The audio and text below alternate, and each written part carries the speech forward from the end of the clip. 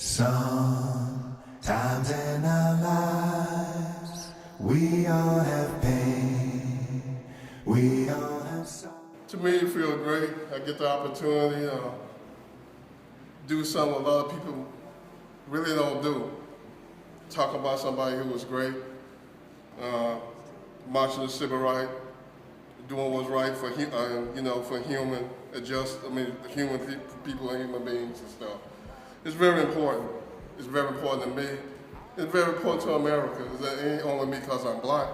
It's important to everybody. Black, white, Spanish, Asian, it don't matter. This is very important.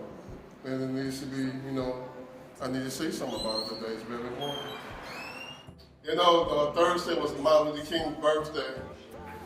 And he made it 86 years old on that day. 25 years ago, in 1990, I was running in Lincoln Park. And I was out there running that year. It was a lady came up to me and asked me, she said, "Felix, do you know how to make speeches and stuff?" And I just took it, as a joke because I was real young and I was a pretty good runner back there. And one time she knows I was running real fast and I was running real good because I learned a lot of stuff from my friend Mike Florshacker. And I used to watch him run, I used to just copy off of it. And one time I ran to Lincoln Park and the lady asked me, "Do you want to make speeches for me?" I said, "Sure, yeah." And her name was Katie Berrigan. She was a Swedish lady. She had blonde hair and blue eyes. And she was a real coach. She was really inspiration for me. She gave me a lot of confidence in myself to be a good runner. And I came, when that day came, I said, I should do this. So I started making speeches even back then. First it was about running. Then I told myself, I'll probably make a speech about Dr. King. They told me, sure. So I started back in 1990, started making a speech about Dr. King. So today, the only reason I'm making a speech today is, we got a lot of bad things, bad situation in this country about the stuff going on in Ferguson, Missouri, and New York, and in Florida, a lot of this real bad racial stuff going on. It's a real bad thing. And me and my mother was talking about it this morning. She told me when she was in Mississippi, she said, you couldn't go nowhere like in the parks and stuff.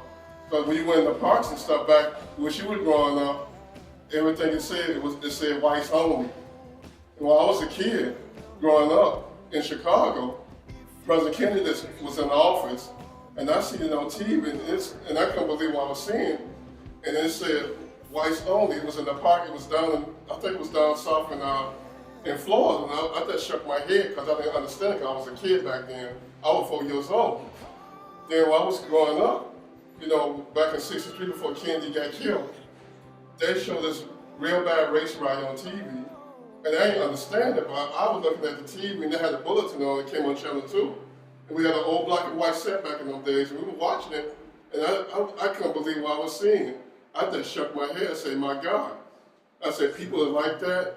Because, nobody ain't born a racist. Somebody teach them that at home. And it's really sad you teach somebody like that, you ain't gonna learn nothing. Only thing you do, you're gonna make yourself like an idiot. But what I'm trying to say today is, people are people. I don't care where you're from.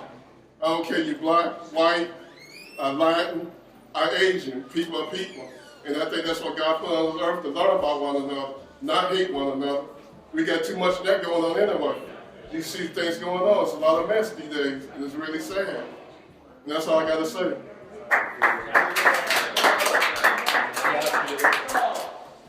Till I'm gonna need somebody to